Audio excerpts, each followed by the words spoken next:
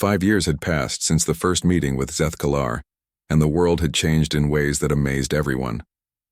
Engineer Sam Roberts stood on the observation deck of New Geneva City, watching the sun set through the crystal-clear dome that protected the city from the harsh mountain weather.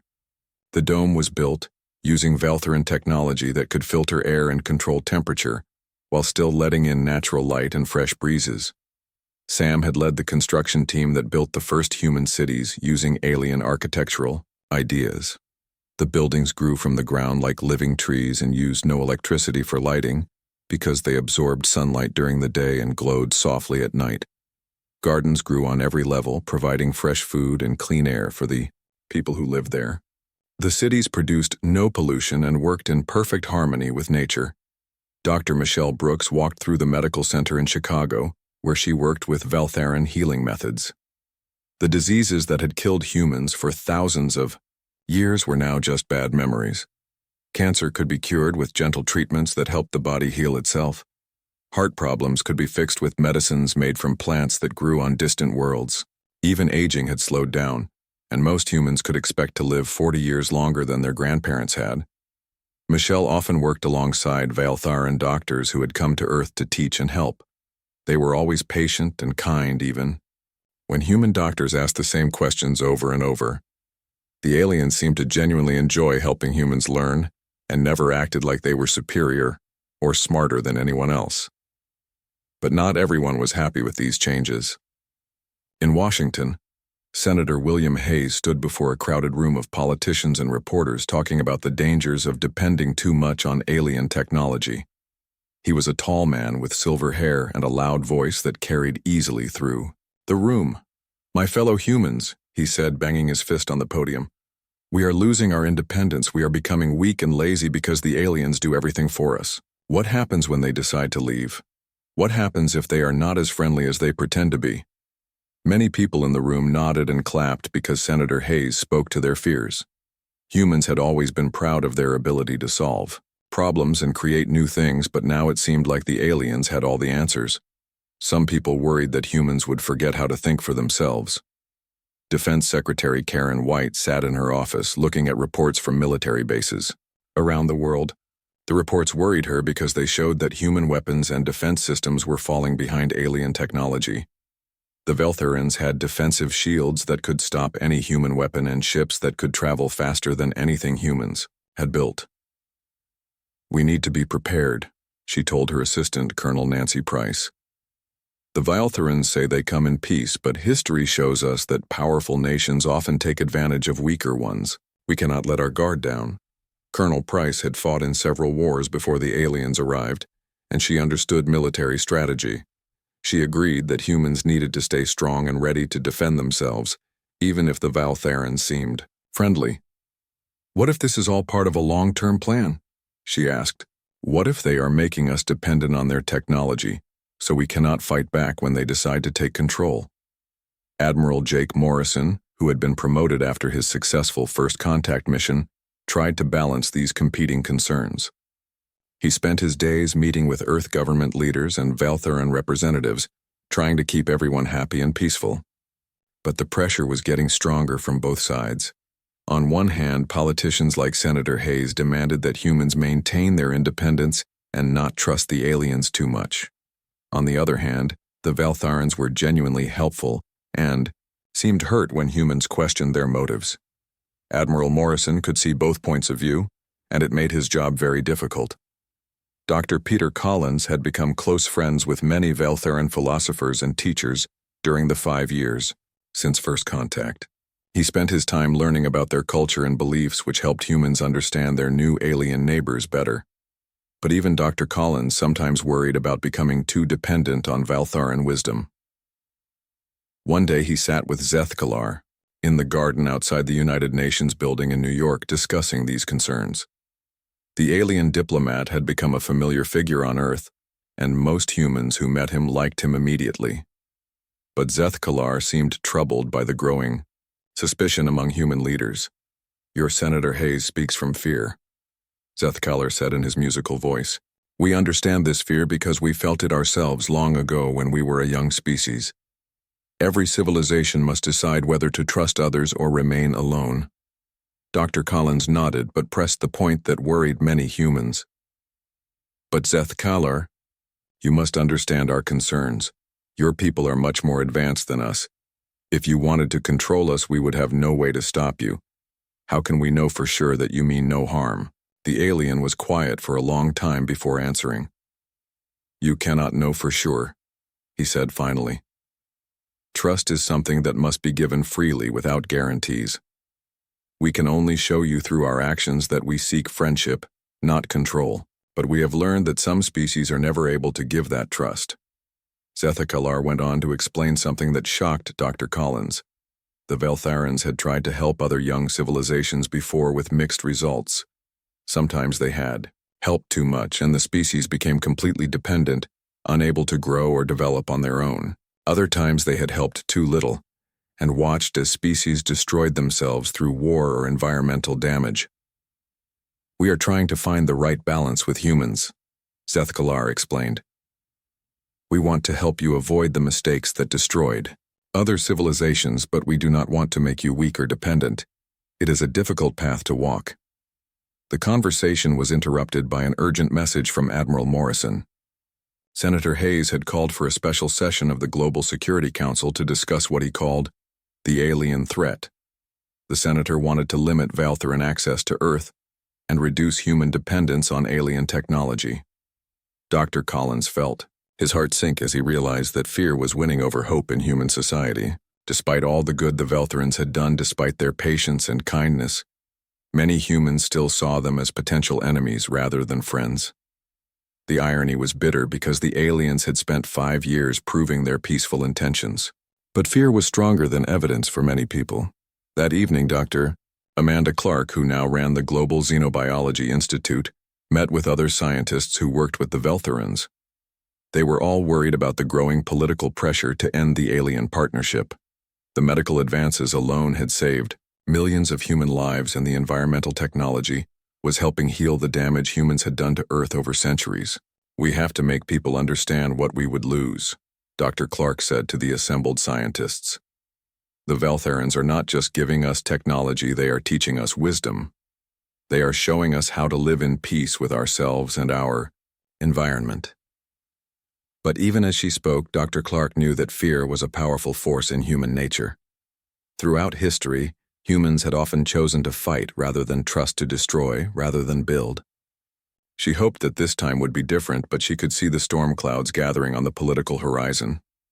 The Veltharans seemed to sense the changing mood on Earth too. Some of their teachers and doctors began to leave, returning to their own worlds. They said they did not want to cause trouble for their human friends, but their departure only made suspicious humans more convinced that the aliens were hiding something. Zethkalar remained on Earth, trying to maintain good relations, but he seemed sadder these days. Dr. Collins noticed that the alien diplomat spent more time alone, and his musical voice carried notes of sorrow when he spoke about the future of human and Veltharan friendship. Dr. Amanda Clark pressed her face against the cold window of the research ship UES Meridian and watched the alien vessel approach through the darkness of space. The ship looked nothing like human technology, with its smooth curves and gentle blue lights that pulsed like a slow heartbeat. She had spent 15 years studying alien life, but this was different because these aliens were actually alive and coming to meet them. Captain Jake Morrison stood beside her, looking calm, but Amanda could see the tension in his shoulders. Behind them, Lisa Rodriguez worked at her communication station, trying to make sense of the strange musical sounds coming from the alien ship. The sounds were beautiful, like whale songs mixed with violin music, but they meant something important, and Lisa was the only one who could figure out what. 3 months ago, the aliens had sent their first message to Earth. It was simple and clear in perfect English, saying they wanted to meet and talk. They called themselves the Veltharans and said they had been watching Earth for a very long time. The message had caused panic in some places and excitement in others, but Admiral Helen Carter had decided to send the Meridian to make first contact. Dr. Peter Collins walked over to join them at the window. He was older than Amanda and had gray hair, but his eyes were bright with curiosity. Peter studied alien cultures and ways of thinking, which was important, because humans needed to understand how these creatures thought and lived. He carried a tablet full of questions about Veltheran society and beliefs. The alien ship moved closer, and Amanda could see it was huge, much larger than the Meridian. But it moved gently, like it was being careful not to frighten them. Lisa suddenly looked up from her station with excitement on her face. "Captain, I think I understand part of their language," she said quickly. "They are asking permission to come aboard. They want to send one representative to meet with us." Captain Morrison nodded and walked to the communication panel. He spoke slowly and clearly, knowing the aliens might not understand human speech perfectly yet. "This is Captain Morrison of the human vessel Meridian. You have permission to board our ship. We welcome you in peace." The response came as more musical sounds, but this time Lisa could translate some of it. "They say thank you and that they come in friendship. Their representative is called Zethkalar, and he is what we might call a diplomat or ambassador." Amanda felt her heart beating fast as they prepared to meet their first alien visitor. The airlock cycles took longer than usual as the ships connected, and made sure the air was safe for both species. When the inner door finally opened, a tall figure stepped through that made everyone stop and stare. Zethkalar stood almost 7 feet tall, with pale blue skin that seemed to glow softly in the ship's lights. He had 4 arms instead of 2, and his face was longer than a human face, with large dark eyes that looked kind and intelligent. He wore simple robes that seemed to change color as he moved, and when he spoke, his voice was like music. "Greetings, friends from Earth," he said in English that was perfect except for the musical quality of his voice. "I am Zethkalar, and I bring the hopes and friendship of my people. We have waited a very long time to meet you properly." Dr. Collins stepped forward as the cultural expert and bowed his head respectfully. "Welcome aboard our ship, Zethkalar. We are honored to meet you and learn about your people. May I ask how long you have been watching Earth?" Zethkalar made a sound that might have been laughter. "We have observed your world for over 3,000 of your years. We watched your civilizations rise and fall. We saw you discover fire, and the wheel, and later electricity and flight. When you finally reached for the stars, we knew it was time to reveal ourselves." Amanda found her voice and asked the question that had been bothering her since the first message. "Why did you wait so long? Why didn't you contact us earlier?" The alien's large eyes looked sad for a moment. "Young species must grow at their own pace. If we had come too early, you might have stopped trying to learn and grow on your own. We have made that mistake before with other worlds, and we do not wish to make it again." Over the next few days, Zethkalar lived on the Meridian and shared amazing things with the human crew. He showed them pictures of Veltheran cities that floated in the air above beautiful forests.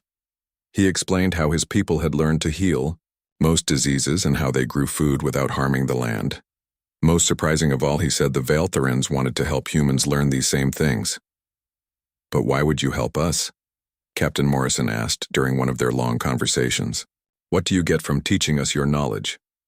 Zethkalar was quiet for a moment before answering. "When a species grows wise and peaceful, it makes the whole galaxy a better place. We do not seek to rule or control. We seek companions among the stars who can think and dream and create beautiful things. Humans have a gift for creativity that amazes us." Lisa had become quite good at understanding Veltheran language, and she often talked with Zethkalar about art and music. She learned that the Veltherans loved human music, especially jazz and classical pieces. They also admired human paintings and stories, finding them full of emotion and imagination.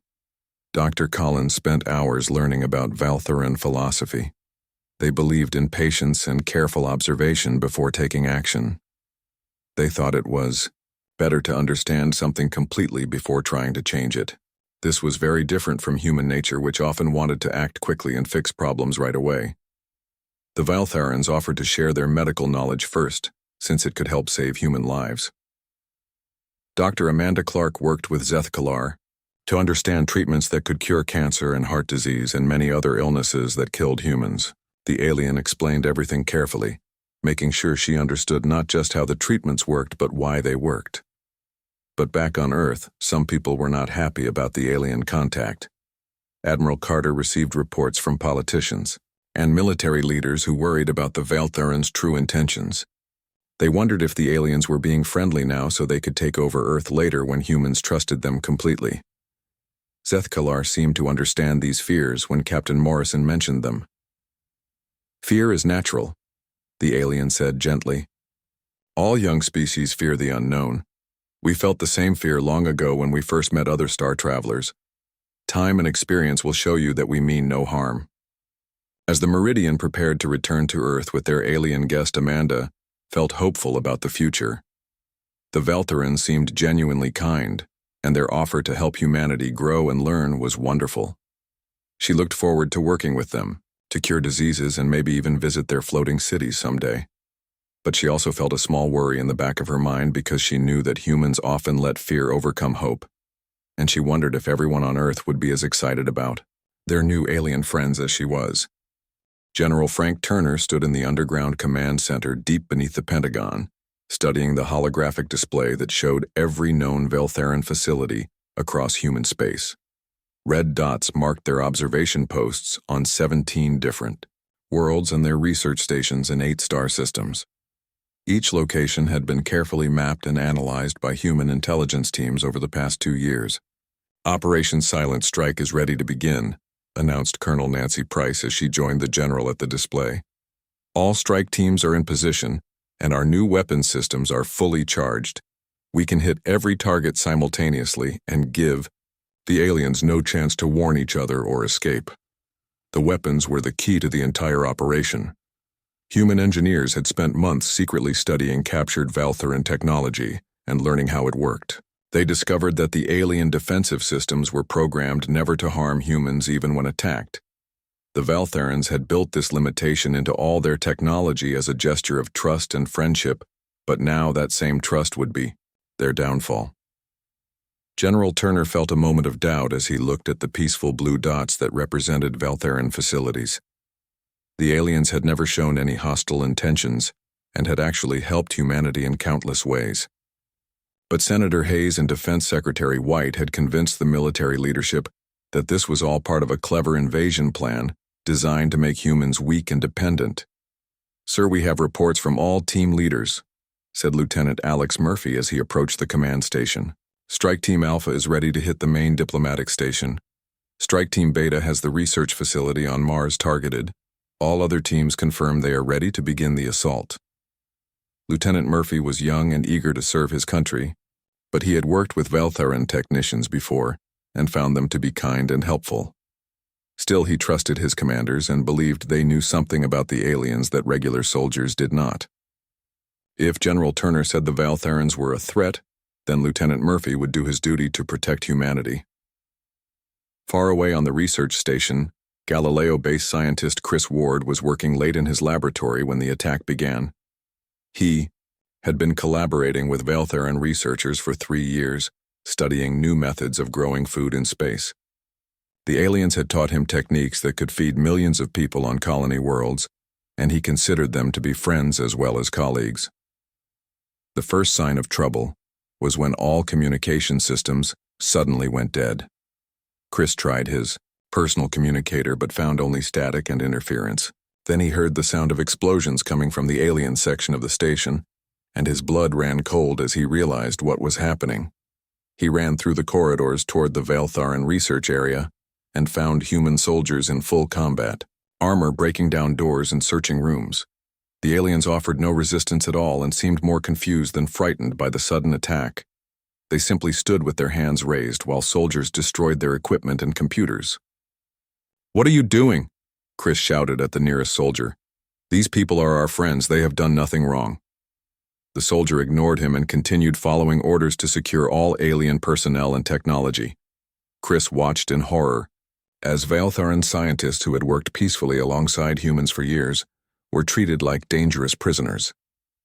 They looked at him with their large, sad eyes as if asking why this was happening, but he had no answer to give them. On Earth, Dr. Amanda Clark and Admiral Morrison tried desperately to stop the attacks, but found that all their communications had been jammed by military forces. They realized too late that Operation Silent Strike had been planned in complete secrecy, without input from the diplomats and scientists who actually worked with the Veltharans. Dr. Peter Collins was with Zeth Kalar at the United Nations building when the alien diplomat suddenly stiffened and made a low musical sound that seemed full of pain. The Veltharan had some kind of connection to his people across space and was feeling their distress as the attacks began. "They are hurting my people," Zeth Kalar said quietly, his musical voice now carrying notes of deep sorrow. "Your military forces are attacking our peaceful stations. We cannot defend ourselves because our weapons will not fire on humans. We programmed them that way to show our trust." Dr. Collins felt sick to his stomach as he realized the full scope of the betrayal. The Veltharans had deliberately made themselves vulnerable to human attack as a gesture of friendship, and now that trust was being used against them in the worst possible way. The attacks were swift and devastating.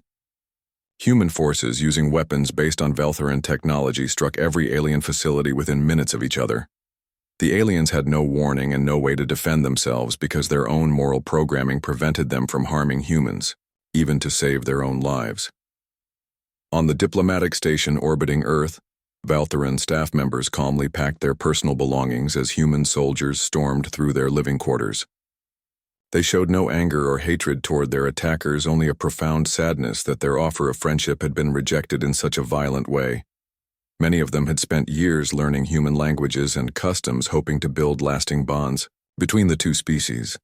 Lieutenant Murphy led his team through the station expecting to find weapons or evidence of invasion plans, but instead found libraries full of human art and music that the aliens had collected because they found it beautiful.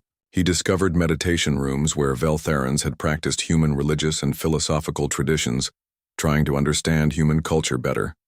"Sir, I am not finding any weapons or military equipment," Lieutenant Murphy reported to his commander, over the radio. "This really does look like a peaceful research facility, just like they always claimed."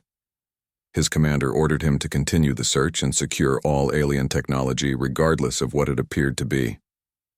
The orders came from the highest levels of government and were not to be questioned even if the evidence did not match the official intelligence reports. As the attacks continued across human space, the Veltharans began to disappear. They had escape technology that humans had never seen before, allowing them to simply vanish from their facilities before they could be captured. They took nothing with them except their personal belongings, leaving behind all the gifts and technology they had shared with humanity. Zeth Kalar managed to send one final message to Dr. Collins before the communication systems were completely shut down. The alien diplomat stood in an empty room at the United Nations building as security forces approached to arrest him. "We understand your fear, my friend," Zeth Kalar said, his image flickering as the transmission was jammed. "We have felt the same fear ourselves when we were young like you. We hoped that humans would choose trust over fear, but we understand why you could not. We will watch from far away and hope that someday your people will find the wisdom that we found long ago. Until that day comes, we wish you peace and growth." The transmission ended, and Zeth Kalar was gone, vanished, like all his people using technology that left no trace behind. The security forces found only empty rooms and the lingering scent of alien flowers that the Veltharans had grown in their gardens. Within hours, every Veltharan facility in human space was either destroyed or abandoned. The aliens had simply disappeared, leaving behind only their gifts to humanity, and a galaxy that suddenly felt much colder and lonelier than before. The operation was declared a complete success by military leaders who celebrated humanity's return to independence. But Dr. Collins and Dr. Clark and many others who had worked with the aliens felt only shame and loss. They had witnessed the destruction of the greatest opportunity in human history, the chance to learn from wise and peaceful beings, who had wanted nothing more than friendship and mutual understanding. The Veltharans were gone, and the silence they left behind was deafening. Senator William Hayes stood at the podium in the Global Assembly Hall, receiving applause from hundreds of delegates who had gathered to celebrate humanity's independence from alien influence.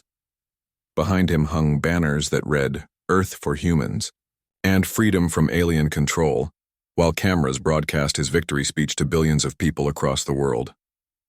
"Today we have proven that humanity will not bow to any alien power," Senator Hayes declared, his voice echoing through the hall. We have shown that humans can stand on their own without needing help from creatures who came from distant stars. Operation Silent Strike was a complete success and our world is free once again. General Turner received medals and promotions for his leadership of the military operation. Defense Secretary Karen White praised him as a hero who had saved humanity from subtle invasion and enslavement. The media portrayed the attack on Valtheran facilities as a necessary act of self-defense, even though no evidence had ever been found of alien military preparations or hostile intentions. But in the months that followed Operation Silent Strike, the consequences of losing Valtheran knowledge began to show themselves in ways that worried many people. Engineer Rachel Stone worked desperately in New Geneva City as the beautiful dome that protected the population began to flicker and fail. The Valtheran technology that controlled temperature and air quality required constant small adjustments that only the aliens had understood completely. "We are losing power to the environmental controls," Rachel reported to the city council during an emergency meeting. "The alien technology is failing and we do not know how to fix it. If we cannot restore the systems, the city will become uninhabitable within weeks." Similar problems appeared in cities around the world where human engineers discovered that Valtheran technology was more complex than they had realized. The aliens had maintained their gifts through subtle programming and regular updates that humans had never noticed. Without that maintenance, the advanced systems began to break down, leaving humans struggling to find alternatives. Dr. Paul Garcia faced even more serious problems in the medical centers, where Valtheran treatments had saved millions of lives. The alien medicines worked perfectly for existing patients, but new cases of disease could not be treated because the drugs required fresh preparation using techniques that only Valtheran doctors had known. "We have the formulas, but we are missing critical steps in the preparation process," Dr. Garcia explained to the Global Health Council. "The Valtherans made it look simple, but there are biochemical processes involved that we do not understand. Without their guidance, we cannot replicate their medical miracles." Even worse were the reports coming from deep space exploration teams led by Captain Steve Parker. The UES Explorer had encountered signs of other alien civilizations during routine mapping missions in distant star systems. But when Captain Parker tried to make contact using standard diplomatic protocols, these aliens responded with suspicion and sometimes open hostility. "They remember the Valtherans," Captain Parker reported during a debriefing with Admiral Morrison. "These species knew about our alien friends and they are not happy about what we did to them. One alien commander told me that humans are considered untrustworthy throughout this region of the galaxy because we attacked peaceful visitors." The news that humanity had gained a bad reputation among galactic civilizations shocked political leaders who had expected other species to respect human strength and independence. Instead, it seemed that destroying the Valtheran mission had marked humans as a dangerous and unpredictable species that could not be trusted to honor peaceful agreements. Dr. Michelle Brooks led a team of scientists studying the recovered Valtheran data cores that had been salvaged from alien facilities before they were destroyed. What she found in the alien records made her sick with regret and shame, because it revealed the full scope of what humanity had lost through fear and paranoia. The Valtherans had been preparing to introduce humans to something called the Galactic Cooperative, which was a peaceful alliance of 43 different species that worked together to solve problems and share knowledge. Earth would have been invited to join this alliance within 10 years, giving humanity access to technologies and wisdom from dozens of advanced civilizations. They were also working on solutions to climate change that would have healed our planet completely within 50 years, Dr. Brooks reported to a closed session of the Global Science Council. They had developed faster-than-light communication, systems that would have connected Earth to the galactic community. Most importantly, they were close to sharing technologies that could have made war obsolete by giving every world enough resources to satisfy all their people's needs. The records also showed that the Valtherans had been genuinely fond of humanity and had considered humans to be one of the most creative and emotionally expressive species they had ever encountered. They had been excited about learning human art forms and philosophical ideas, while sharing their own advanced knowledge in return. Young Lieutenant Sarah Mitchell, who had worked closely with Valtheran technicians during the years of cooperation, began documenting the true nature of the alien mission through personal logs and conversation records that had been saved on her private computer. Her detailed report proved beyond any doubt that the Valtherans had never planned to invade or control Earth, and had been sincerely interested in peaceful friendship and mutual growth. Every conversation I recorded shows their genuine care for human welfare, Lieutenant Mitchell wrote in her official report. They asked detailed questions about human happiness and satisfaction, not because they wanted to control us, but because they wanted to help us build better lives.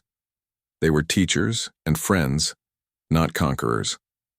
But when Lieutenant Mitchell submitted her report to military leadership, it was immediately classified as top secret, and she was ordered never to discuss her findings with anyone outside the intelligence community. The political leaders who had ordered Operation Silent Strike did not want evidence that contradicted their official story about stopping an alien invasion. The economic consequences of losing Valtheran technology became more severe as months passed. The alien agricultural techniques had allowed Earth to feed a growing population without destroying natural environments. But now food shortages began appearing in regions that had depended on those methods. The clean energy systems that the Valtherans had shared required maintenance that human engineers could not provide, leading to power failures in many cities. Unemployment rose as industries that had been built around Valtheran technology collapsed without alien support and guidance.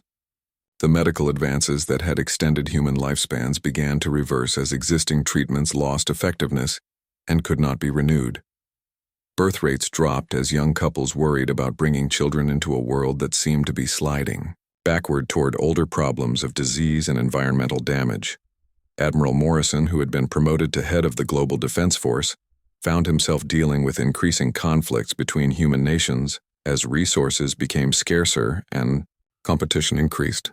The peaceful cooperation that had developed during the years of Valtheran friendship began to break down as different countries blamed each other for the problems caused by losing alien technology. We are seeing a return to the old patterns of human behavior, Admiral Morrison reported to the Global Security Council. Without Valtheran guidance and the abundance their technology provided, nations are starting to compete and fight over resources again. The unity we achieved during the contact years is falling apart. Some political leaders suggested trying to contact the Valtherans and ask them to return, but others argued that this would be a sign of weakness that would encourage future alien attempts to control humanity. The debate grew heated as the problems caused by the alien departure became more serious and affected more people around the world. Dr. Amanda Clark, now in her 60s, continued to study xenobiology, hoping to find ways to contact other alien species that might be willing to help humanity recover from the disaster of Operation Silent Strike. But she found that most galactic civilizations had heard about humanity's betrayal of the Valtherans and wanted nothing to do with such an untrustworthy species. The isolation that humanity had chosen through fear was becoming a prison that trapped them in their own mistakes with no easy way to escape the consequences of their actions. 20 years had passed since Operation Silent Strike, and Captain Lisa Rodriguez stood on the bridge of the UES horizon, watching distant stars through the main view screen. She had been the young communications specialist who first learned to speak with the Valtherans, but now she was an experienced ship commander, leading humanity's desperate search for redemption among the stars. The exploration vessel moved slowly through space that once had been filled with Valtheran observation posts and research stations. Now there was only empty darkness and the cold silence of abandonment. Lisa remembered when this region had been alive with alien signals and peaceful cooperation, but those days seemed like a distant dream from another lifetime. Dr. Amanda Clark sat in her laboratory aboard the Horizon, studying readings from sensors that could detect traces of Valtheran technology. She was old now, with gray hair and tired eyes, but her determination to find the aliens and make amends had never weakened. Beside her worked Dr. Kevin Ross and engineer Maria Gonzalez, who represented a new generation of humans who had grown up hearing stories about the alien friends their people had betrayed. The quantum resonance patterns are stronger here, Dr. Clark said as she examined the sensor data. The Valtherans left something behind in this system, something hidden in the fabric of space itself. If we can decode it, we might finally learn where they went after leaving human space. The work was slow and difficult because Valtheran technology operated on principles that humans still barely understood. But Dr. Clark and her team had spent decades studying alien science, and they were closer than ever to unlocking the secrets that could lead them to their former friends. Back on Earth, President Jennifer Adams sat in her office reading reports about the continued decline of human civilization. She was the daughter of Lieutenant Alex Murphy, who had participated in the attack on Valtheran facilities and had spent his later years regretting his role in the destruction of humanity's greatest opportunity. President Adams had grown up listening to her father's stories about the kind aliens who had wanted nothing but friendship and the terrible mistake humans had made in attacking them. She had entered politics with the goal of somehow making amends for her people's actions and finding a way to restore the relationship that fear and paranoia had destroyed. The agricultural systems are failing faster now, reported Dr. Emma Foster, who served as the president's science advisor. Without Valtheran maintenance, the food production methods they taught us are breaking down. We estimate that within 5 years, Earth will not be able to feed its population without returning to environmentally destructive farming techniques. The problems went far beyond food shortages. Human technology had stagnated without alien guidance and inspiration. Medical advances had stopped and some diseases that had been eliminated were returning. The clean cities built with Valtheran architecture were crumbling as their advanced systems failed one by one. Most troubling of all were the reports from diplomatic missions to other star systems. Humanity's reputation in the galaxy had not improved over the 20 years since Operation Silent Strike. Other species still remembered the betrayal of the Valtherans and refused to establish peaceful relations with humans. Earth remained isolated and alone in a universe full of civilizations that wanted nothing to do with them. Captain Danny Morrison commanded the diplomatic vessel UES Redemption, which had been built specifically to search for the Valtherans and attempt to restore peaceful contact. He was the son of Admiral Jake Morrison, who had led the first contact mission decades earlier, and had spent his final years haunted by the destruction of everything he had worked to build. We have followed every lead and searched every system where the Valtherans were last seen, Captain Morrison reported during a communication with Earth Command. But they have hidden themselves well, and we are beginning to think they may have left this entire region of the galaxy. Our betrayal may have driven them to seek new homes among distant stars where humans can never find them. But Dr. Clark refused to give up hope. Her analysis of quantum traces left by Valtheran technology had revealed patterns that suggested the aliens had not fled to distant galaxies, but had instead hidden themselves just beyond the edge of human exploration. They were still watching and waiting, but from a safe distance where they could not be hurt again by human violence and betrayal. I believe they want to be found, Dr. Clark told Captain Rodriguez during one of their planning sessions. The traces they left behind are too consistent to be accidental. I think the Valtherans are giving us clues, hoping that someday we will be wise enough to follow them and ask for forgiveness. The breakthrough came when Maria Gonzalez discovered that the quantum traces formed a pattern when viewed from multiple star systems simultaneously. The pattern was like a map, pointing toward a region of space beyond the outer edge of explored territory. It was subtle and required advanced understanding of Valtheran science to detect, but it was definitely deliberate.